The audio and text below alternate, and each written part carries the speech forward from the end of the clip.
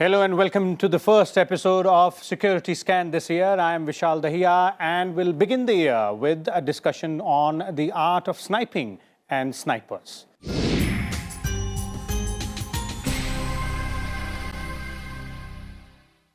The snipers are highly trained soldiers who conduct sniper operations to kill high-value targets to demoralize rival troops. This requires reconnaissance, camouflage and infiltration skills. The sniper rifles are longer than assault rifles and equipped with magnification and sight systems along with bipods and Picatinny rails for support. Now, the use of sniper rifle with telescopic sights became prevalent during World War I and World War II. Indian Army got the Russian origin 7.62 mm Dragunov sniper rifle in 1990s. First produced in 1963, these rifles have an effective kill range of 800 meters. In February 2018, the Defense Acquisition Council, that is the DAC, approved the procurement of 5,719 sniper rifles and ammunitions for Indian Army and Indian Air Force at an estimated cost of 982 crores. So for more on this, we have with us a distinguished panel of guests today. Let me start by introducing them to you, beginning with the retired Lieutenant General Vinod Bhatia, former Director General of Military Operations.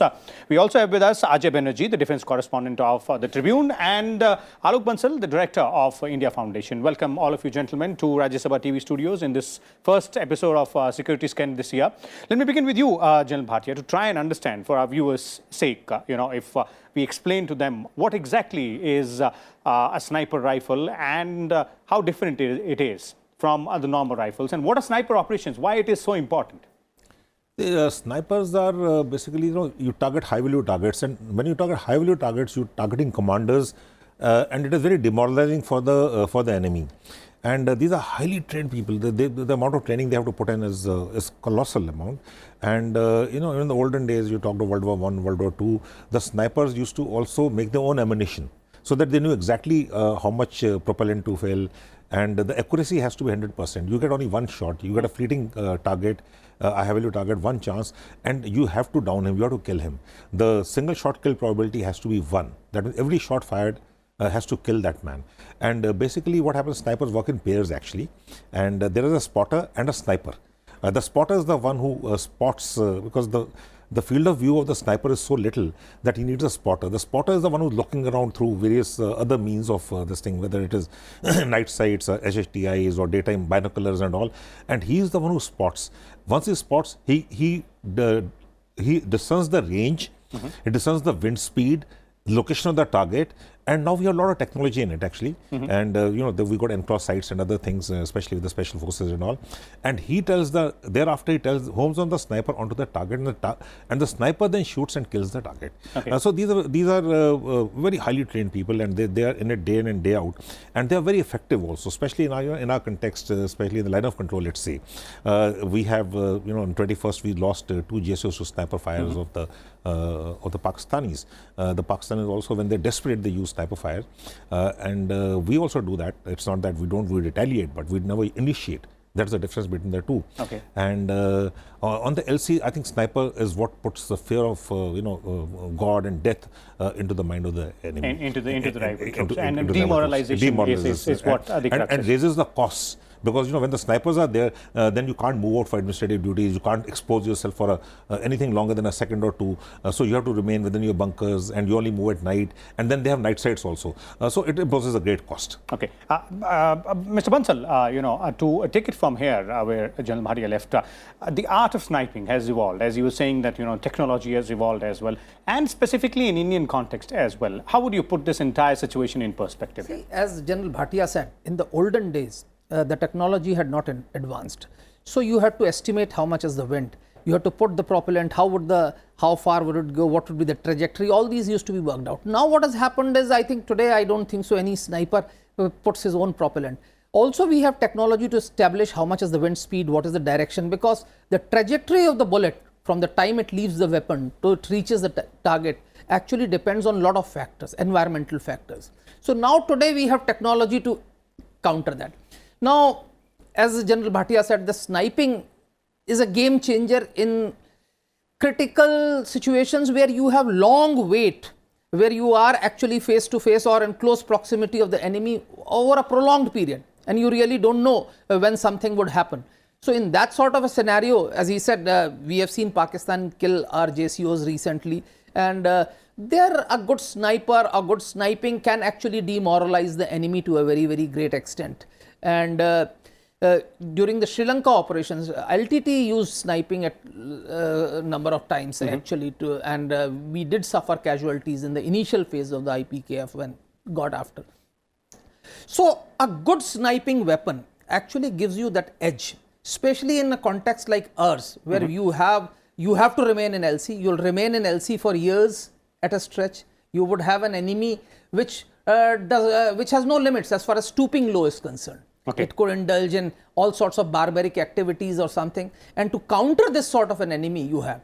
The second thing is infiltration at night, etc. When you have a solitary infiltration or something, rather than wasting bullets, it's a sniper who can actually take it on one solitary. Otherwise, what happens is invariably you have bullets being fired, and invariably the infiltrator manages to either escape or manage to infiltrate. So I think in those sort of a scenarios also, I feel these sniping weapons would be very great. Till now, of course, we have a 63 vintage weapon, which is undoubtedly we'll come to that as well about Dragunov and what are the options we have. But before that, let me bring in Ajay here. Ajay, would you agree with both the gentlemen here that this is a very, highly specialized art, and this is something which has been evolving over the years and is likely to evolve further with,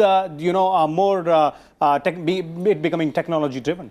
We shall see 2-3 things have happened in the past 6 months where this sniper debate has heated up. Firstly, in the valley, a few of our troops have been sniped at. One of them, I think 2 of them lost their lives in the valley. That means some militant group also has a sniper weapon. That changes the dynamics in the valley because that militant has the advantage of being hidden among the crowd in the mountains. The army boys are not, or the CRPF boys, Jammu Kashmir boys are not hidden. Point number 2, at the LC, there is frequent sniping now. By frequent, I mean it is above normal. The incidents of sniping on both sides from India and Pakistan, possibly sniping or use of sniper rifles along the LC will become a new normal along the LC. That is how I see it. If it becomes a new normal, we have to have the latest sniper weapons. You have already told the figures that 5,719 of those sniper rifles we are looking at. And I'm very sure that General Bipin Rawat, the Chief of the Indian Army, is looking at that very intently. Because as I narrate these changing dynamics, these are also present to the mind of the military commanders in the military operations cell and other places in the army, that the sniper weapons could be the new normal along the LC. Away from, as Bansal sir has pointed out, we were wasting bullets. Now probably a sniper, a single shot will do it. So that will change, as I repeat, the dynamics at the LC, Vishal. Okay, single shot, single kill is something which General Bhatia was also pointing out. But coming to the, sniper rifle Indian troops have, the 7.62 mm Dragunov, it is being pointed out, and as Mr. Bansal was also saying that, vintage design, very old. How do you see that particular rifle in terms of its usage for the Indian troops? These are procured by the Indian Army in 1990, 1991, and they've already been in service for now 3 decades. They outlived their utility, they outlived their life. The night sights don't function, we do not have the spare parts for it. There are major issues with this. And we have been floating RFIs, and it's been in the process of procurement, but we have not been able to identify and procure as yet. The DSC is already approved, so hopefully this will come out as early as possible, because we need them, when we need them as of yesterday. And especially, so let's say, in the line of control. These are very effective weapons. What it does is unimaginable. It puts down the head of the enemy who cannot maintain his defenses. The visits of the senior commanders cannot take place. Snipers also got standoff. On the LC, we have agreed upon ceasefire, but the ceasefire violations do take place on the Pakistani side, and we retaliate to that. So if they have used snipers, we also use snipers. It's not that we don't use them while retaliating, but these have to be effective. If I do not have the night sights, then I am at a disadvantage. Pakistan definitely has got better sniper rifles than us. They got the HK, which is produced in Pakistan with the Pakistan Ordnance Factory as PS90. So what we need to do is we need to start both the transfer technology and make in India. And we need our own sniper rifles with the requisite sights are equally important. With the requisite sights and also the spotter scopes, the enclosed sights. Today, like I said, technology changed only, and this sniper should be, such that every time there's a fleeting target and there are orders to fire, he should be able to take out the target immediately. This is something we are lacking actually right now with Dragunov. Dragunov is a vintage weapon, but it's outlaid with the utility of the Indian Army. Okay. We do have some other weapons with our special forces and with the NSG, but then that's too little. Okay. Mr. Bansal, you agree? Dragunov is something which has outlived its utility, very old vintage design. We need to go ahead and change it immediately. See, undoubtedly it was a very effective weapon for last 2-3 decades. It served the Indian Army well, but there is no doubt.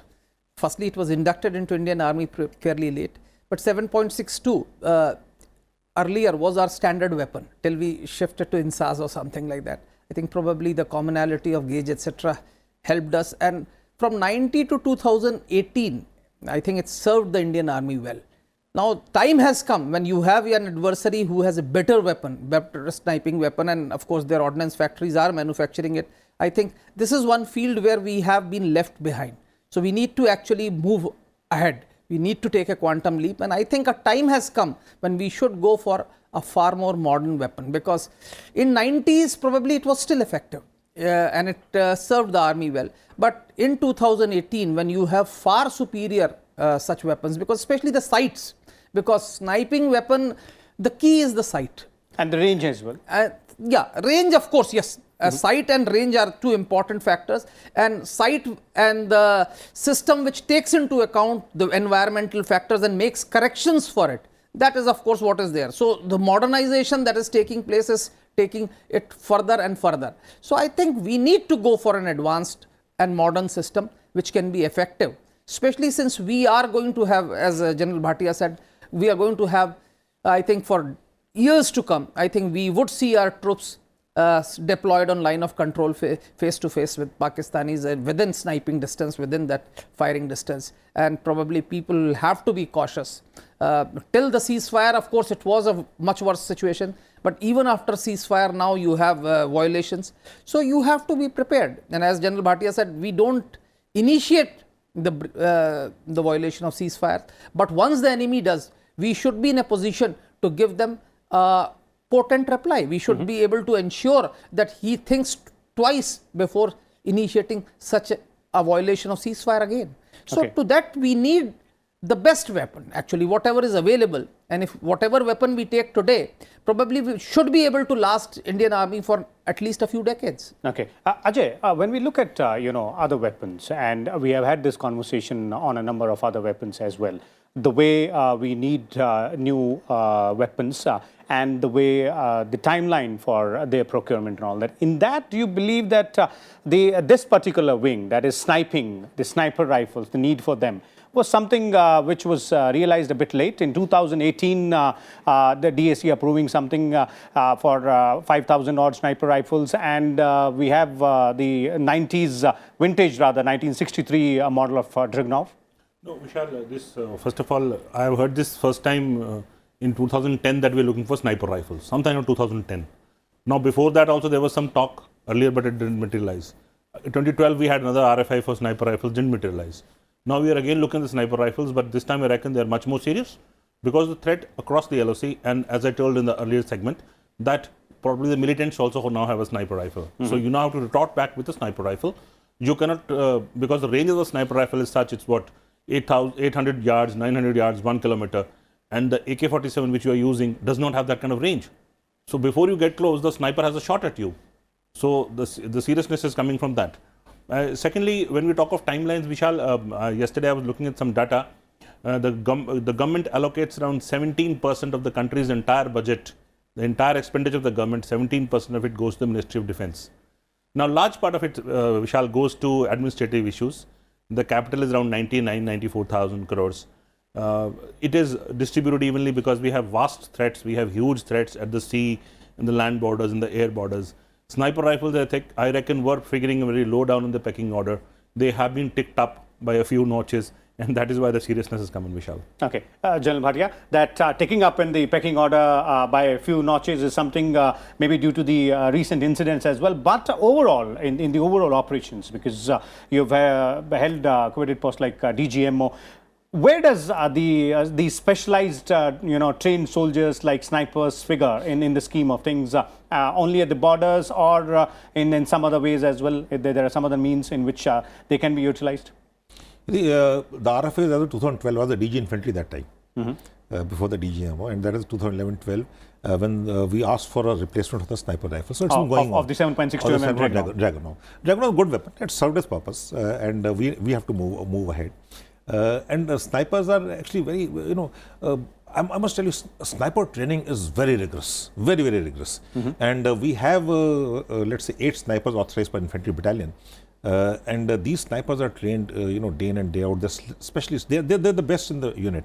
They're selected. It is not only that they are marksmen, they have to have the patience.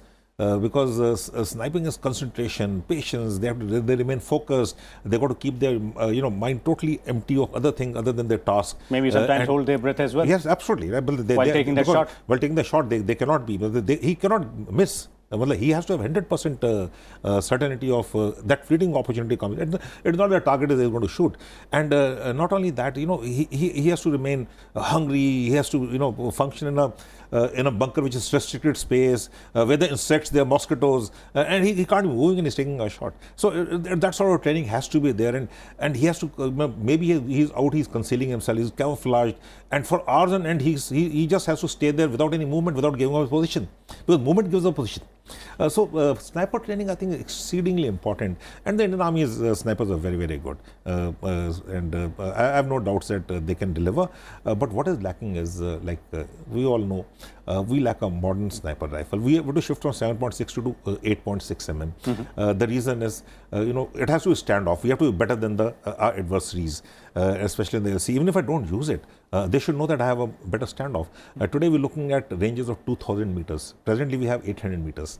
So I'm looking at 2,200 meters. So if I have a range of 2,000 meters, I may not use it at 2,000 meters. I can use it from anything from 400 to 2,000 meters. But I need a standoff weapon on snipers. Because only if I have standoff capability will I be able to deter the adversary. Okay. And, if you look at the dynamics of the line of control, because line of control is a daily need. War is is definitely a primary need, but there's a daily need.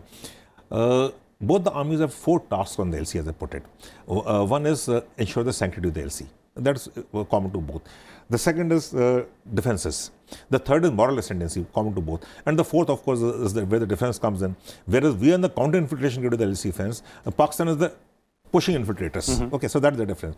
So when I say moral ascendancy, what does moral ascendancy entail?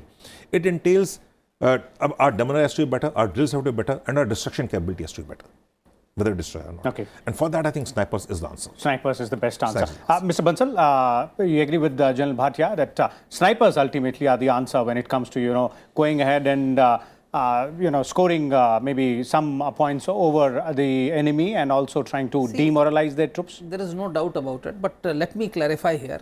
And as you asked, why did it take so long? Because when you look at wartime requirements, I think the requirement of sniper and sniping rifles is in the pecking order. The requirement is way low down, because when there is an open confrontation, a sniper does not contribute. But in this sort of a continuous nerve-wracking standoff which we are seeing on LOC, and which now I think the realization has dawned that will remain in foreseeable future.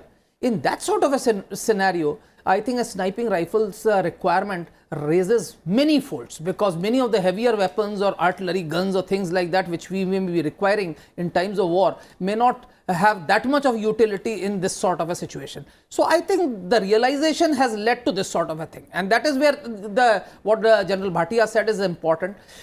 Besides all the physical constraints which a sniper faces, I think his mental makeup also is a very, very important thing. Not every man who's impulsive or something can be a sniper. Sniper, as he said, has to be extremely patient. And I think with a longer range sniping weapon, which hopefully India is getting, should get in days to come, because this government is cognizant of the requirements of the armed forces and has gone a big way in fulfilling the critical shortfalls that existed in the inventory of the armed forces. Hopefully, we should get a long-range, state-of-the-art sniping weapon very soon, and that would give us that edge over our enemy. And I think Pakistanis thereafter would think twice not twice, but probably 10 times before violating ceasefire and indulging in ghastly acts that they have been indulging in recent past, where we saw some of our junior commissioned officers being sniped at and killed, I think, in a manner which is deplorable. Okay, Ajay, when we're talking about the replacement for Dragunov, and the RFP was issued earlier as well, you pointed out this time around, what are the options we are looking at? Because General Bhatia pointed out that we are looking at a range of around 2,000 meters. Maybe might not use that much range, but for a standoff situation like this, we need to have that much. Vishal, I think the army is looking at the moment the best available, which is available to us without any fetters. That means there is nobody holding you back, that you can't use for this, you can't use for that. Possibly 2-3 countries which make these sniper rifles are in the fray, and their companies are already in the fray. And I think we'll choose the best. That goes without saying. I don't think so we'll be restricted by geopolitical scenario in this, because this is too small a thing. And secondly, for the benefit of the viewers, the sniper is an art, because we're talking about sniper and art. 2 Hollywood films define it the best. There's a movie called The Enemy at the Gates. Yes. It's about a real life incident about how a man holds back. Well, I'm sure most of our viewers would have watched it. Yeah, it's hold back. And there's another movie made recently about Behind Enemy Lines. Again, sniper is used very effectively. All are true incidents. The utility of a sniper in a true incident can be seen in these movies. Just a weapon, 2 people, and how they can hold back large body of troops of the enemy. So that is the importance of the rifle. So when this rifle comes in, I'm sure it'll change the dynamics along the LC. That is very important at the moment. How it will be used in war, it's a long shot away. But immediate requirement at the LC, we need these weapons, and I'm sure Indian Army is looking at the best, Vishal. Okay, General Bhatia, final word from you in terms of the kind of weapon we were looking at. You already said the 2,000 meter is the range we're looking at. One, whenever we are importing weapons, we also look for some sort of transfer of technology as well, because we would want to have these weapons in the longer run as well, and maybe improve upon them in one way or the other. So is that also an option open here? Because this is going to be a long haul. Yeah, we are looking at about 5,000 plus weapons, about 6,000 weapons, 5,719 as you said. What happens is that the quantity is too little actually. So the transfer technology, we want transfer technology, we want make in India, but the companies which own the technology, the OEMs, that's the original equipment manufacturer, they're not interested in transfer technology for such small numbers. What we need to do is get the technology, make in India, and then export. Because the same weapon which is being made in India would be less costly than if you're going to make it somewhere else, because things are much cheaper in India to make. So we should look at transfer technology, make in India, not only for the Indian Army, the Indian Armed Forces, but also for export purposes. Okay. So you when you go for transfer technology, you should also have a tie-up with the company that will make in India, and then we'll give it to you at a cheaper cost, and either you can sell it outside or we can export it directly outside. There are of course legalities which can come through, but this is manageable. It's not that's not manageable. Okay, Mr. Bansal, is that you agree with that? That might be one of the options. So what we need to do is, because unlike other defense procurement where we have the numbers which help us to get the transfer of technology, in this particular case what we could probably try is that get a certain friendly neighborhood nations and give a collective order, maybe probably bring them, and then probably that would probably draw in a company to set up a base here and set up a making facilities, because once it has a certain confirmed order, probably a foreign company would be interested in coming to India, because cost of production, once it is assured of a thing, would be probably cheaper. But for that we have to create that enabling environment for the foreign companies to come here and set up base. Okay, wonderful. So as our panelists have pointed out, that is what is called the art of sniping, and how snipers are going to be very effective for Indian Army. And as has already been cleared by the DAC, it is likely that both Indian Army and Indian Air Force will soon get a better version of a sniper rifle. We will come back again next week with a different topic and different set of guests. Till then, keep watching Rajya Sabha Television.